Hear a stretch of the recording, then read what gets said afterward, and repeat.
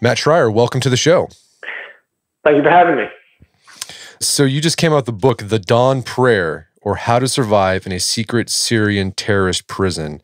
You were the first Westerner to escape Al-Qaeda from Syria. It's an incredible story. Before we get to how you got captured, to the escape, what were you doing in Syria in 2012? Because you're not a military guy. No, I'm not. I was there to do freelance photography. I was there about a month before, visiting the refugee camps. I was in southern Turkey. I went into Syria for the first time, to Azaz. And then from there, it was Jordan, where the Zaatari camp was at the time, or still is. It was probably 150,000 people there. And I mean, what was crazy, so this was not too long ago, but the Syrian conflict, it's, as I was reading the book, I was reminded how complex the conflict is. For those who aren't familiar with it, like, what was going on in Syria at the time, and is still going on today? It's always been complex. It's even more complex now because of how many additional players have come to the table. But back then, I got there in late 2012. And at the time, you basically had the Syrian government fighting the Free Syrian Army and other factions like the Al-Nusra Front, who were the guys that captured me, and a lot of other splinter groups. And at the time, the FSA was the main fighting force, the biggest one, and they were kicking ass back then. They were pretty much controlling 85% of Aleppo, which is where I was, and people were defecting left and right. And it looked pretty good for them. It looked like they were going to win any day now. But since the government had an air force, that's what prevented them from actually being able to overwhelm them and actually take over the country. So in the months that followed, that's when you saw like a real rise in the extreme groups with ISIS and mostly Al-Nusra, who had me in 2013. So, I mean, this what sounds, it's interesting, is like there's like a mixture of like good guys and bad guys who could be good guys who are also bad guys. Is that kind of what it was like? It was just very fluid? Yeah. I mean, depending on how you define a bad guy, pretty much everyone's a bad guy. If you look at the term, like, everybody tortures everybody over there. That's just a basic common interrogation practice. I mean, there's no group over there that doesn't torture people. So, I mean, if you think torture's bad, then everybody's bad. But then you have to examine what they're fighting for. And that's how you can kind of distinguish how bad they are. Like the Free Syrian Army, where they were basically normal guys fighting for freedom. They wanted to, be able to smoke cigarettes in public, which they can do now under the government. But after they won, as opposed to, the Islamists who wanted to, make smoking illegal and alcohol illegal, they just wanted freedom, the Free Syrian Army guys. Their problem was that they relied too strongly on the extremists to fight a lot of the battles, and before they knew it, the tail was wagging the dog in that aspect. All right, so you're here in Syria. It's 2012. There's these battles going on. Different groups are there. You were about to leave. You were planning to leave December 31st, 2012. That was your last day in Syria, but then plans changed. What happened there? I was about 45 minutes from the Turkish border on my way home, and that's when I got rolled up. Basically, the cab was just cruising down the street, and silver Jeep Cherokee came from the oncoming lane, blocked off the road. I thought we just averted an accident. So for the first second or two, I smiled and was like, whoa. And then the doors opened and the terrorists got out, and my smile disappeared. They were armed to the teeth. Guy in the front seat was cloaked head to toe in black. He had an AK. Guy in the back seat had a chrome 45, I think it was. And they just took me from took me from the cab, put me in the back seat of the Cherokee, very gently, no yelling, no hitting. And a second later, after they pulled my cap over my eyes, we were moving. The whole thing probably took a minute. I mean, when that happened, what was going through your mind? Were you just panicked, or it happened so fast you couldn't even feel anything? Pretty much the second. I was just in shock. I was in shock. It's called capture shock. Where the door just opened and I saw the guy in jet black, just like in a movie, jumps out with his AK, and I just froze and just watched him come over to me, open the door. And he probably saw the look on my face. He just grabbed me by my arm very gently, took me out of the cab, led me over to the Cherokee, placed me in the back seat, got in after me. and closed the door. A second later, he pulled my ski cap, because it gets cold in Syria, over my eyes, and he leaned me forward and just pressed the barrel of the AK to my temple. A second later, we were moving. And at this point, you still didn't know who captured you. I didn't really, right. You still didn't know who had captured you. No, not yet. I mean, I had a feeling who it was, because this is all before the rise of ISIS. At this time, Al-Nusra Front were the number one bad guys in the country, like the guys you didn't want to be taken by. ISIS was, nobody even heard of them at this point. They were not really a heavy presence yet. So I kind of figured it was them, but I wasn't sure. So the whole way to the first jail, I didn't say a word. I just kept my hands up, my mouth shut, and just said to myself, all right, what are you going to do? What are you going to say when you get to wherever you're going? Because obviously, you're going to be questioned. So I just kind of thought about what I was going to say. And, I'd been in the country for like 18 days before that. So I knew a lot of high-level Free Syrian Army commanders whose names I could throw around. And, traditionally in Arab culture, a lot of wars before this, if this happened, then you said, all right, look, I was with Sheikh Modar and General Hassoun, and they contacted those guys, they would turn you over to them if they asked. And if they did contact those guys, I knew that they would say, all right, look, give them to me. So I knew I had a chance. So I just tried to stay positive and focus on how to make that happen. Yeah, I thought this was interesting. You said immediately, like, okay, you had the shock of being captured, but then the shock wore off. You immediately came up with a plan to ensure that you stayed alive, and 2 got released. You had the plan, okay, drop these names possibly if it worked, but like staying alive, like you, I don't know, immediately got to the idea that like, I need to make these people like me if I want to stay alive. And so how did you go about making these guys who you still didn't know who were? They could have been terrorists, Islamic terrorists. Or how'd you plan to like make these guys like you and cross those cultural barriers? It was, by the time I started thinking like that, I was at the jail already in the basement. So I just had a couple of minutes. They gave me a hot glass of tea, and over the tea, I was like, all right, what's the main question you want to ask yourself is how do I avoid being tortured? So you have to make them like you. So I said, how do you make somebody like you who, hates you? You make them laugh. I mean, it's just human instinct. I mean, nobody doesn't like the guy who makes them laugh. So I just kind of formulated that strategy, and I went with it. And in regards to like knowing what they would laugh at, I didn't know what they would laugh at. You never know. But I spent enough time on the front lines with the FSA guys, who some of them were pretty hardcore religious, and they loved my sense of humor. So I just kind of went off of that experience, and it worked. Yeah, that was funny. I mean, some of these guys, even though they were probably not fans of America, like a lot of them were steeped in American culture, so you could make references to American pop culture from like 20 years ago or 15 years ago, and they would get it sometimes. And when they didn't get it, it's like, all right, you could just kind of laugh at them inside your head because they don't know what you're talking about, and you're kind of mocking them. But in terms of like fashion, like they love American clothes. These guys. That's one of the reasons why, they like me, as funny as that sounds, because, they took my bag when I was captured, and, you'd see guys walking into the cell a couple days later wearing Timberland cargos. And, what I was wearing, the guys would come in the cell and they'd constantly be like, hey, how much was that? How much were those pants? How much was that vest? How much was that hoodie? They love American clothes. So that was something that I was a little surprised at. And a lot of these guys you described, like they're young, like some of them are like 18, 19, early 20s. Like they're not 30 or 40 years old. Right. I mean, it's not what we're used to seeing in, the videos from Afghanistan where it's like, these old tribal guys. These guys were, mostly veterans from Iraq, so they're in their 20s and 30s, a lot of the fighters. And, kids in their teens who look up to them are joining left and right. So that the group that had me, most of the, like General Muhammad, who was like the main man or became the main man, he was, I think he was like around 32, and the Emir was around the same age as him. So they were really young guys. And so besides trying to make these guys like you, another thing you picked up really quick is that, and you seem to understand intuitively, is that you had to also assert yourself at the same time as well. You had to show you couldn't be pushed around.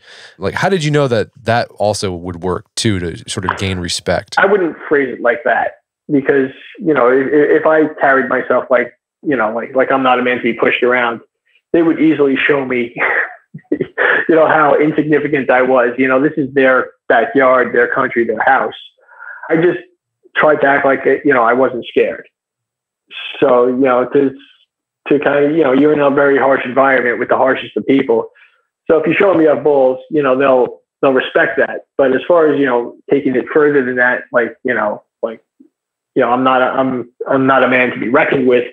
I didn't take it that far because, you have to, while earning respect, you have to show respect. So it's a very thin line. Right. So when they captured you, they started questioning you, like, who are you, why you're here? And you're like, I'm a photographer. Why didn't they believe you? Why didn't they release me? You showed them the pictures you've been taking. Like, who did they think you were, and why did they think it was important to keep you held hostage? I actually didn't get a chance to show them the pictures. They uploaded them later after the interrogation. But they had information that they said they have information that there's CIA operatives in the area, which, they probably did. But, to them, any Westerner is a potential CIA agent. They think anybody who has an iPhone is a CIA agent, which is ridiculous since, most of those guys, they all carry BlackBerries, but they don't know this. So it's just because I'm American, I'm a white guy, I have to be a potential CIA agent. They have to grab me and investigate me. And at that time, they were just basically doing that to any Westerner that they came across. They were asking me if I knew where any other journalists were, and I did because I met several in southern Turkey, but I'm not going to tell them. I'm not going to create a situation where other people are in my situation. So it's just a very simple way of thinking. So the first few months, they held you in a hospital. What were the conditions like there in this place? The conditions were, for me, they weren't that bad because I kind of connected with General Muhammad in our interrogation, and he liked me. So nobody touched me. Nobody embarrassed me or mistreated me in any way. They fed me all right. They took me to the bathroom. I could knock on the door whenever I wanted something.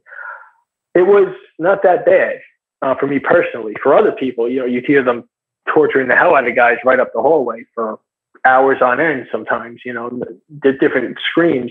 Obviously, they're not the same guy for hours, but you'd hear people being shot outside or you hear the gunshots, so and it's a court that I found out. So, a lot of these are probably sentences being carried out. But for me personally, the first month and 5 days wasn't that bad, as ridiculous as that might sound, because they were being nice to me and respectful. Who are your fellow prisoners in this hospital? At first, 5 days in, I started making a lot of noise to convince them that I wasn't a CIA agent. So they shut me up. They put me in a new cell with 18 regime POWs. These are soldiers that fight for the government. And they're mostly Alawi, which is Shia sect. And the Sunnis hate them. That's what Bashar Assad is. So they threw me in with these guys for 5 days. And they were like the best guys I ever met in my life. They welcomed me, and I was shocked. They welcomed me into their little world. We ate together, we exercised, played games when the lights were on, and it was really refreshing. Unfortunately, 5 days in, they threw about 13 Shabiha. Those are like militants who fight for the regime, and they hate those guys. They consider them traitors to the revolution. So because the cell was so overcrowded, they moved me back to solitary for 13 days. And then after 13 days, that's when they put me in a room with another American who basically had the opposite effect as the Syrian soldiers who were like my boys. This guy turned out to be, a nightmare on top of a nightmare. Well, which is surprising because you think, an American compatriot, I can relate to this guy. You think that'd be a welcome change. Like, what made this guy a nightmare for you? Where to begin?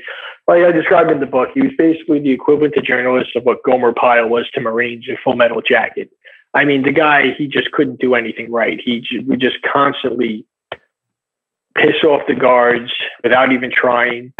And on top of that, the precipitating incident was, right after I was thrown in the cell, he told me that he was in the country to write a story about Austin Tice, who was the first journalist to go missing, and he's still missing.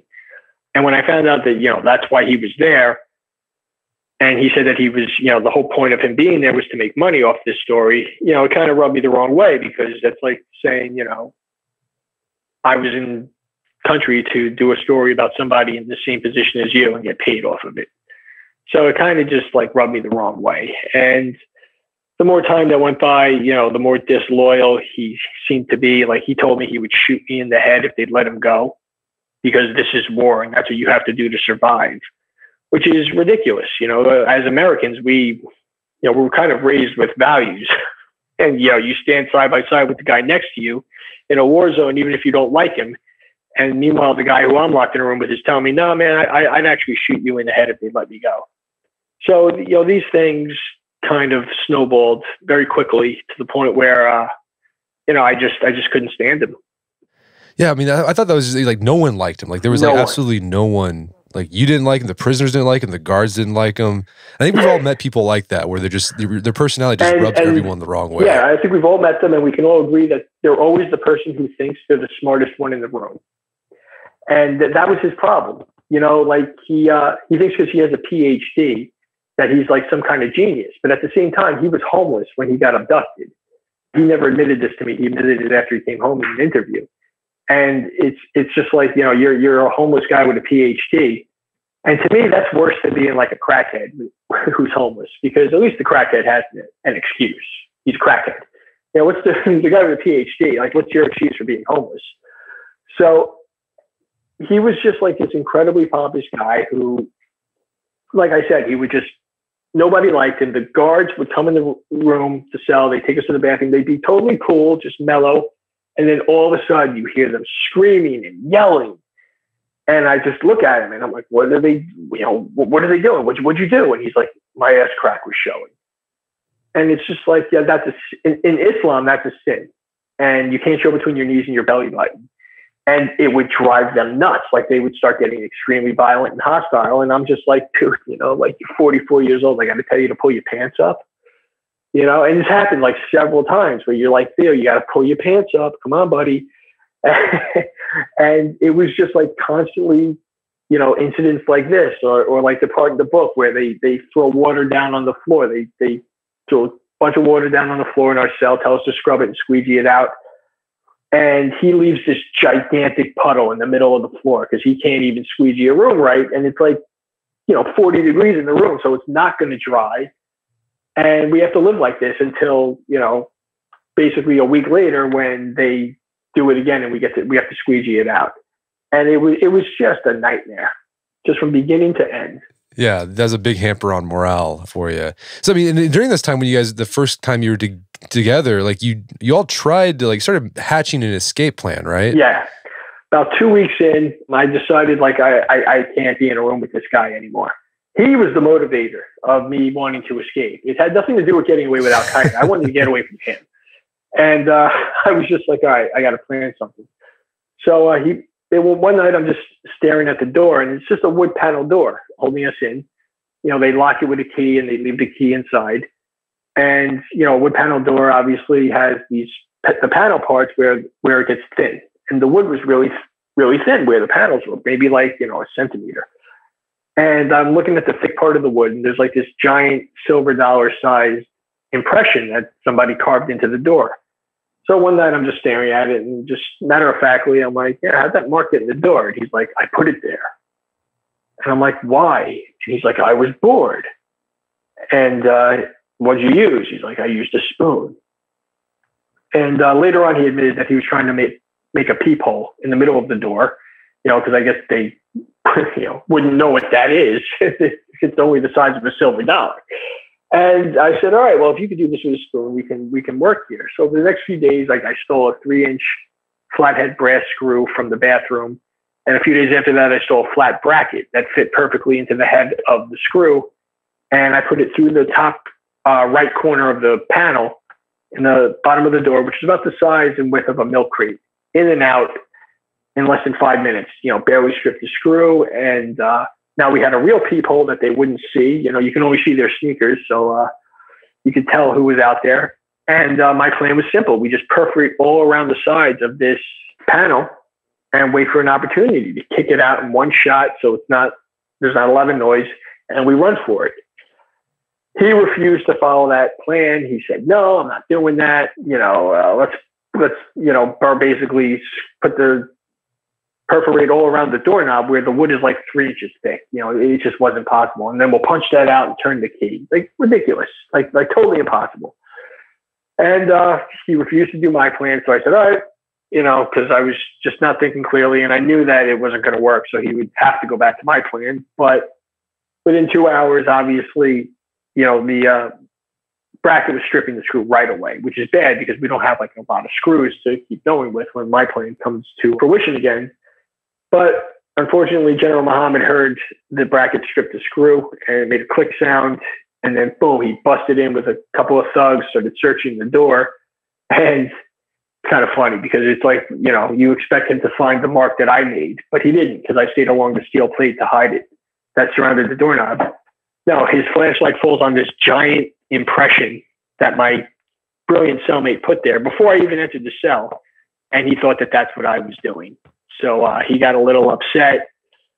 And the result was he took our beds and tortured the hell out of us and transferred us to a new prison, which was basically the beginning of the darkest stage of my captivity. Yeah, this is when things like they weren't being nice anymore. This is when things got ugly. No. Yeah, I mean, it changed within, as soon as he saw that mark that my cellmate put in the door, he called me over and he looked at me. And usually General Muhammad was like, he's like this really fascinating character in the book, because you're used to just seeing these dark, evil terrorists with no sense of humor and no personality. He was the opposite. Like, he was a very charismatic, very funny leader that just his men loved. And I actually enjoyed talking to him when he would come in the cell, because he was such a cool guy when he was around me.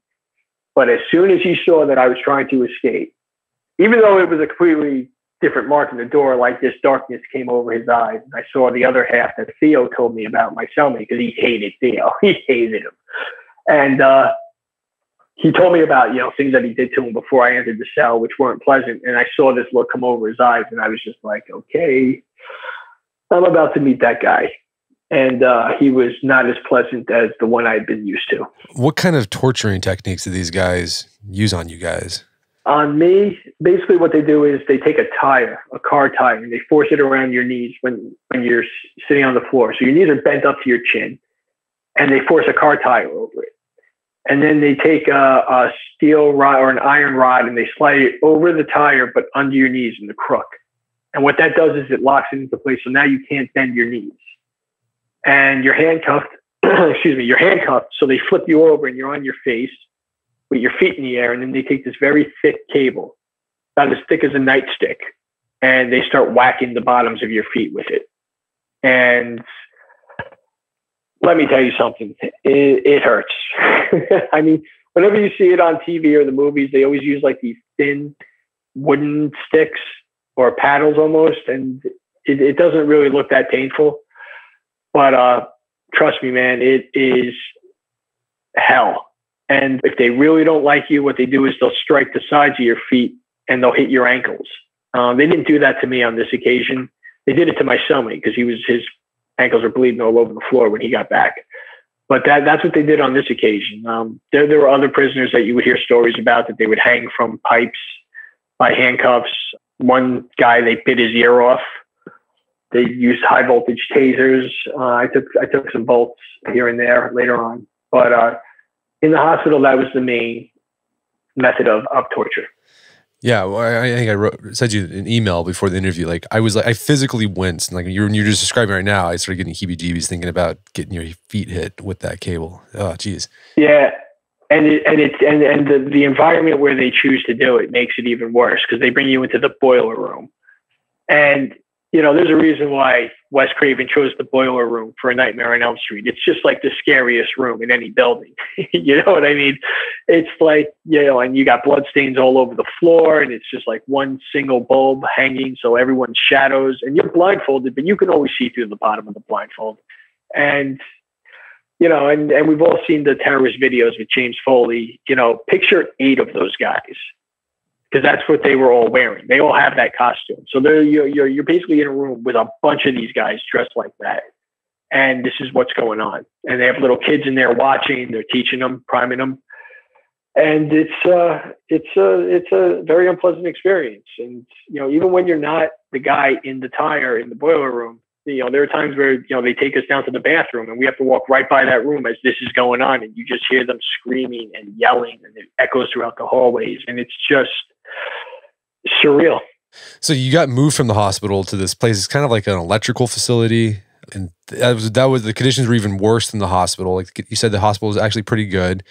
Well, like what changed in this electrical facility? Like why was it so bad? The Electrical Institute. I think it's like a college/facility type of thing for you know, regular citizens. But now it was probably one of the biggest terrorist bases in the world. Like if you saw a satellite shot in this place, it's like basically an entire college campus turned into a terrorist base.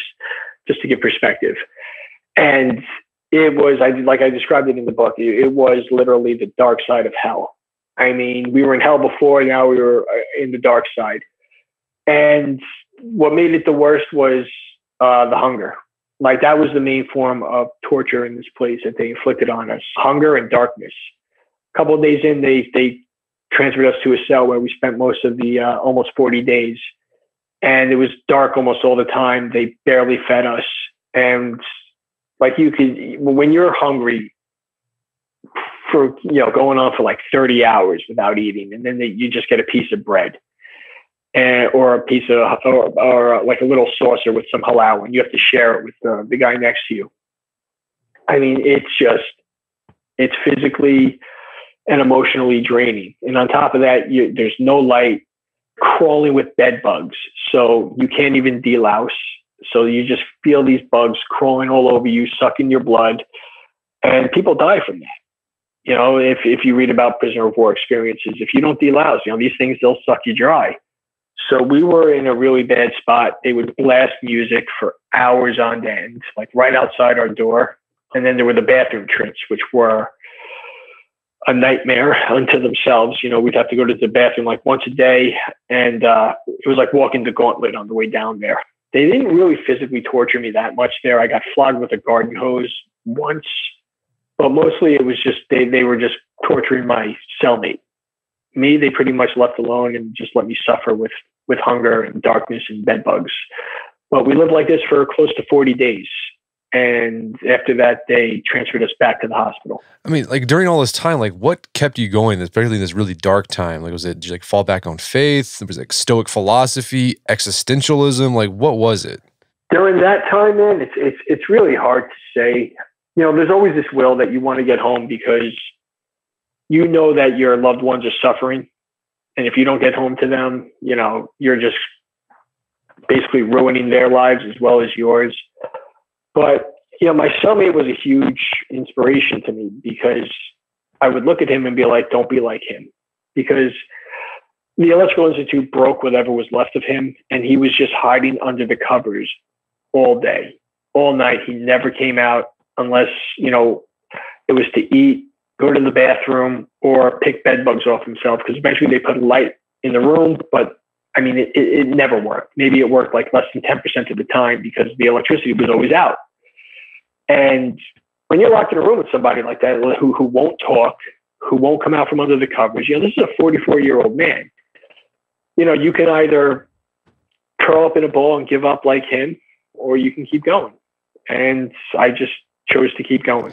So you got moved back to the hospital. You were there for a bit. Then they moved you to a warehouse, right? Well, the warehouse was a couple of jails. First, from the hospital, you know, they threw the Moroccan guy in with us. And then from there, we were moved to a villa out in the country, which was like a 2.5 hour drive.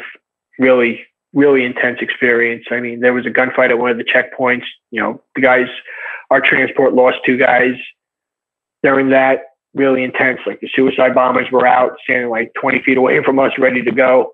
And we got to a villa, General Muhammad's villa. It had a prison in the basement, like all Syrian villas. And then we were transferred back into Aleppo, into the hands of another terrorist group for about a month and a half. And I was back with the soldiers at that point. And then after that, that's when we were transferred to the warehouse. Gotcha. Hey, and you mentioned the Moroccan. He kind of joined you and became a part of you and Theo's little group there. This guy sounded crazy because he knew.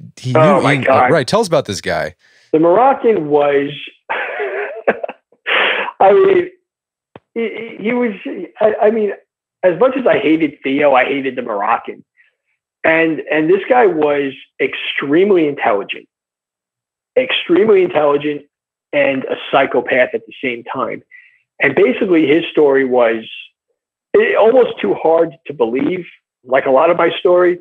But long story short is he went to Syria from Morocco after stealing his sister's car and selling it so he can finance the trip because he got into a big fight with his dad. And when he got there, he started pretending that he was a doctor to the point where he was working with Doctors Without Borders. Like, he literally knew people who were in that organization that I found out, like, I confirmed a lot of it after I came home, and joined Al-Nusra, the Al-Nusra Front, the terrorist group, as a doctor. And needless to say, he had no degree or no education at being a doctor. So it didn't really take him long to figure out his game.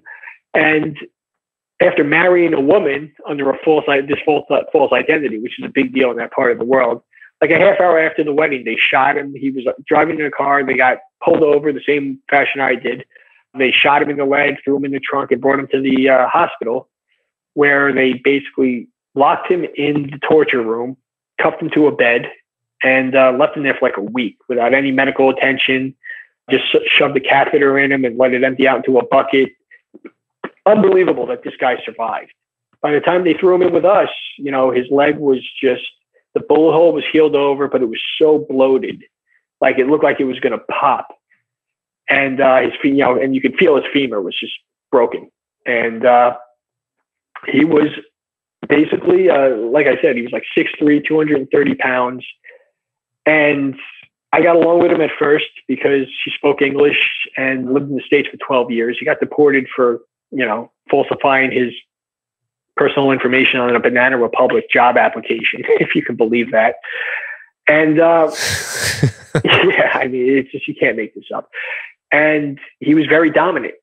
And that's when I started fighting with him because, you know, he was trying to be like the head guy in the cell. And, you know, I'm not going to be bossed around by anybody if you don't have a gun, and especially somebody with a broken leg. But Theo, my cellmate, became his property. It was basically, once I started fighting with the Moroccan, Theo was his property. So it was like 2 against 1.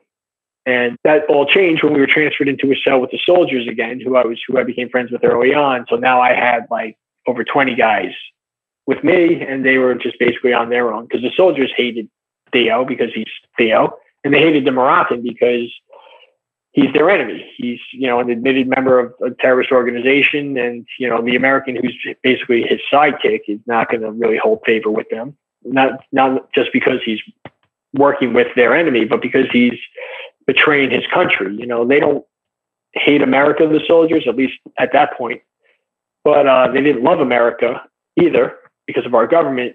And, you know, it doesn't matter where you're from or who you are. When you see somebody, you know, who's not standing up for where he's from and basically betraying it, you can't respect them. So that's basically why the soldiers straight off the bat didn't like him. So things just got worse with Theo as you guys got moved along, and you got moved with the Moroccan too, and you reached a point where the Moroccan got taken away one night and he didn't come back, right?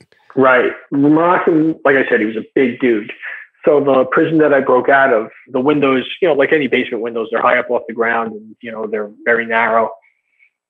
And one night they just came down, a whole bunch of guys, and we never got visitors that late. So it was like a really odd occurrence, and we could feel it that something was going to happen. It's weird how you get this intuition when something's about to happen over there. And we heard them lining up outside the door, and we had to face the wall every time they came in. We weren't allowed to look at them. And the Moroccan said, he's like, there's a lot of people out there. And you could tell he was scared. And I was just like, yeah. And they came in, they asked him his name. He said his name, and then they took him. And he never came back. And this is after like 4 months of being stuck in a room with this guy for 24 hours a day, 7 days a week with no end in sight. So it was refreshing to have him gone. We found out they killed him later on. And because he was gone, now that's when we started planning the escape, because there was no way he could fit through the window. So once he was gone, it created the opportunity. Right. And initially Theo was on board, but then there you had like this this like change of heart. He said like, I'm actually going to turn you in if you try to escape. Yeah. Well, I mean, escapes usually don't work out the first time, you know? And it didn't work out the first time when we ended up at the Electrical Institute. It didn't work out the first time on this occasion. So I figured out why it didn't work, and I amended the plan. And by then he was like, no, I changed my mind. I'm not doing it. If you try to do it, I'm going to knock on the door and tell on you. And I was just like, you're going to tell on me. You're going to turn me into Al-Qaeda. And he's like, yeah. So I didn't think he was being serious. I thought he was just, being himself. And when I went over to the window, he knocked on the door, and loud. Like he was literally going to rat me out. And he admits that he did all this, by the way. This isn't like something, my word against his. He admits that he did this. And he turned around with his chest out, like I'm a tough guy. Al-Qaeda's got my back. So the only way to get him back on board was to make him so miserable that he wouldn't want to be stuck in a room with me anymore. So that's what I did. It took about 3 hours. What'd you do? I just insulted him and broke on him for just nonstop for like 3 hours, just about, what a disgrace he was to our country, like how it's bad enough the terrorists are holding me here. Now you're the one holding me here. How, you're going to let, his mother was like 79, 80 years old. I was like, you're going to let your mother die not knowing what happened to you, or worse, having to watch you get your head cut off online, just stuff like that. And, a lot of language that I don't want to use here, applying that to him until he basically was just like, okay. He's like, I can't take it anymore. type of thing. He's like, I didn't say I was completely turned off to it. And that's when we started, planning it again. And, obviously he's like, well, we have to wait 3 days, because he was doing everything he could to try to thwart the attempt. And 3 days we were due to be transferred. So he was hoping we'd be transferred, or they'd throw somebody else in with us, which they did twice in that cell after the Moroccan was gone, but they always took him away. So if those things happened, we would have had to scrap the idea. But fortunately for me, it didn't happen. So he had to go forward with it. So we'll let people check out the book so they can get the escape parts. It's interesting what happens, right? Particularly to Theo. Well, Matt, is there some place people can go to learn more about your work in the book? I have a website, MatthewSchrier.com. The book is on Amazon, The Dawn Prayer, or How to Survive in a Secret Syrian Terrorist Prison. That's the best way to learn about me and my experience. And it's a completely different book than any that have come out before, because I'm not trying to get your pity. I don't deserve it. Nobody told me to go over there. And it's actually pretty funny, because I'm not trying to make you cry a river. So if anybody really wants to learn about this, that's probably the best way. Just read the book. Fantastic. Well, Matthew Schrier, thanks so much for your time. It's been a pleasure. Brett, thank you for having me, man. Ever have another book, I'd love to come back. My guest today is Matthew Schrier. He's the author of the book, The Dawn Prayer. It's available on Amazon.com. Also, check out our show notes at aom.is/dawnprayer, where you can find links to resources where you can delve deeper into this topic.